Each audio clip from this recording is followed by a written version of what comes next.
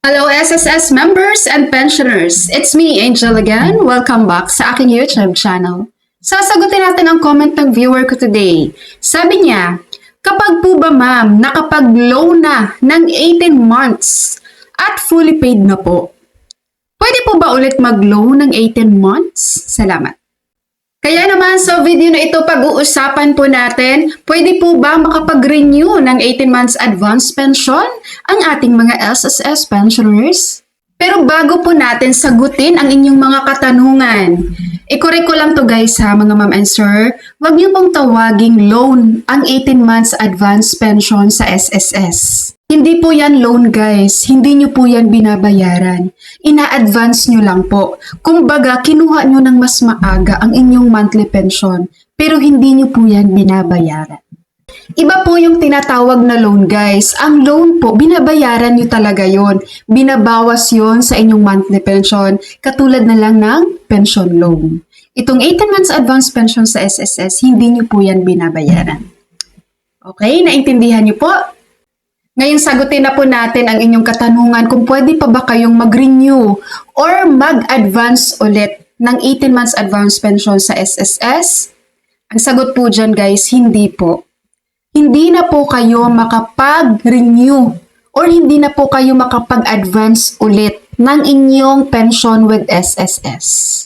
Ang 18 months advance pension po sa SSS, it's a one-time lump sum taken from your initial retirement. Ang ibig ko pong sabihin dito, hindi ka na po pwedeng mag-renew or umulit ng 18 months advance pension sa SSS. Dahil po, ito ay isang beses lang, no? Lump sum, isang beses lang na kinuha mula sa inyong paunang benepisyo sa pag-retire. During application ng retirement lang talaga ito ginagawa, ma'am and sir, no? Option po ito. Nandun ito sa pag-process pa lang ng inyong retirement kung mag-a-avail kayo or hindi. Ngayon, pag may tanong kayo dyan, katulad nitong viewer nating isa, sabi niya, pwede ba mag-advance pension halimbawa 5 months? No, 5 months lang daw. Ang sagot po dyan, hindi pa rin po. Hindi rin po pwede. Tandaan nyo guys, kapag tumatanggap na po kayo ng inyong regular monthly pension, wala na po kayong option pa para mag-advance sa SSS ng inyong pension. Ang pwede nyo lang gawin ay mag-apply po kayo ng pension loan. Yun yung loan na babayaran nyo talaga. Ibabawas yan sa natatanggap nyong monthly na regular pension. Okay, ngayon kapag may isa pa kayong katanungan dyan sa mga hindi nag-avail, no? Pagsasabihin nyo, ma'am, halimbawa po, hindi naman ako nag-avail ng 18 months advance pension. Dumiretso po ako sa regular monthly pension. Pwede ko pa bang i-avail ang 18 months advance? Hindi rin po. Okay, hindi po talaga pwede guys. Once na nag-start na kayo ng iyong monthly regular pension, hindi na po kayo makapag-avail ng 18 months advance pension. Dahil during application nyo lang talaga yan pwedeng gawin. Okay? Malinaw po ba?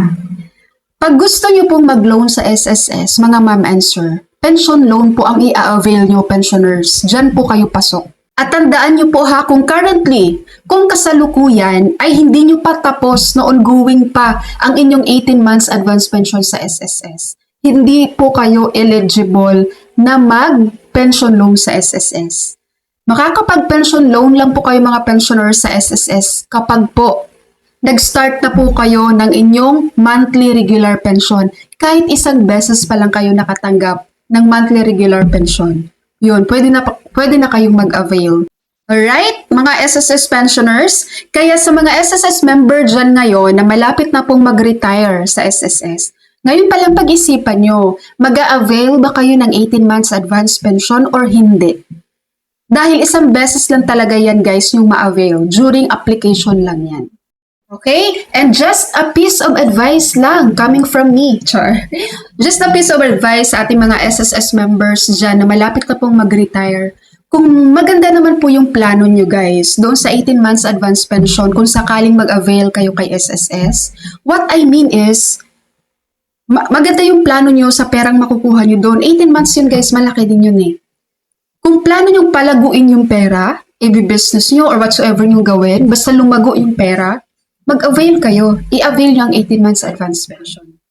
Pero kapag wala kayong plano doon sa 18 months advance pension na perang nakuha nyo guys, ang gusto nyo lang talaga, makakubra kayo ng malaking pera sa SSS at may malaki kayong pera sa kamay nyo, sa wallet nyo, yun lang yung nasa isip nyo guys. Aba, wag na kayong mag-avail ng 18 months advance pension. Bakit? Ang bilis lang maubos ng pera guys. Baka ilang araw lang yan, ubos na yan. Nga na kayo, iantagal pa bago mag-umpisa ang inyong monthly regular pension dahil tatapusin nyo yung 18 months na yan guys. No? Maganda naman talagang mag-avail ng 18 months advance pension kasi ang laki nun. Pero maging wais dapat kayo. Gamitin nyo, ngayon palang pag-isipan nyo saan nyo siya gagamitin nang hindi kayo nauubusan ng pera habang inaantay nyo mag-start ang inyong monthly regular pension. Ang iba dito guys, yung mga nag-18 months advance pension, nininegosyo nila. Sari-sari store, ayan, pinuput up nila ng business. Ayun yung maganda. Pero kapag ikaw, member, gusto mo lang magpasikat sa kapitbahay mo, magpapaletsyon ka kasi nakakobra ka ng malaking pera sa SSS, ay nako, it's a no, no, no. Ikaw ang kawawa pag naubos yung perang 18 months advance pension mo sa SSS. Kasi ang tagal pa ng paghihintay mo para sa iyong regular monthly pension. Alright, SSS members and pensioners, that's all for my video for today. Thank you so much for watching everyone. God bless you all.